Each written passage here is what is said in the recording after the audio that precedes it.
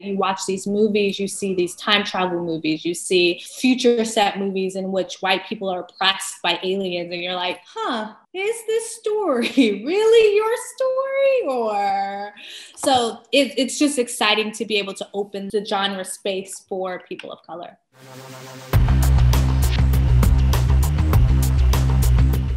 Lovecraft Country, through the leadership of Misha, really deconstructs these classic genres and flips them on their heads and reimagines them in such a radical way and centers Black voices, voices who've been shut out from these genres for so long. I'm such a fan of like horror and sci-fi and have felt frustrated as an artist to be unable to participate fully in them. I think it was something that Matt was doing in his book that I really appreciated and wanted to continue throughout this series, was this idea of reclaiming a space that hadn't typically been made for people of color, which is funny because horror is about others and the othering and all of that. That's ingrained in all horror, yet it was excluding people of color mostly. So for me, that was definitely part of what excited me about the project in the first place, and something we definitely want to keep and honor and to expand even outside of HP and really go into all of the pulp genres that have left people of color out. I love the script. I've never seen anything where it's, sci-fi, historical, and features Black folk so prominently. I had never seen anything like it, and I'd never read anything like it. I didn't even know it was a book until my second audition. And then I read the book and I loved it. I didn't know about Lovecraft, but I did a lot of reading once I booked the job. Once I booked the job, I did a lot of reading and did a lot of delving into who he was as a man and also who he was as an artist. Stories are like people. Love them doesn't make them perfect. You just try and cherish them, overlook their flaws. You kind of take things as they are, and you don't alter yourself. H.P. Lovecraft was an awful person. I think if you asked Atticus, he would say, I still like his work. And then that can go even deeper and more familial to his father. Not all things are great, Same thing can be said about our country.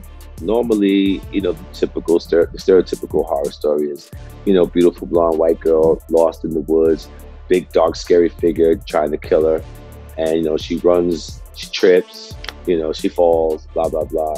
But we've never seen the horror genre told through the Black experience. The reality that I could, God forbid, leave my home right now and meet my demise merely based on the color of my skin is f***ing horrifying. That is part of the Black experience living in America. So to fuse that with the typical horror genre, I think is brilliant. And I think it's very timely. For me, as a fan of Alien and Aliens and Star Trek, it was just really fun. And what I think the show does really, really well is that it explores what we thought was the future. So when we see Hippolyta, going on these adventures in space, what they do, I think, really, really well is exploit this idea of like our naivete about what the future would look like. I was in, the road trip genre. We're in full road trip mode and exploration mode. And based on that, you come across all kind of things we have to overcome. When I read Matt Ruff's books, that was my first encounter when learning about sundown towns. And I was like, what? Like, you can't make this up. If I wrote this horror movie talking about sundown towns where you can't be Black after dark in America, people would be like, okay, we get the metaphor. And it's like, no, that's real. That's not a metaphor. It's actually what was happening. My favorite genre was the family drama. And then we got to episode 2 and I said, oh, psychological horror. This is definitely my favorite genre.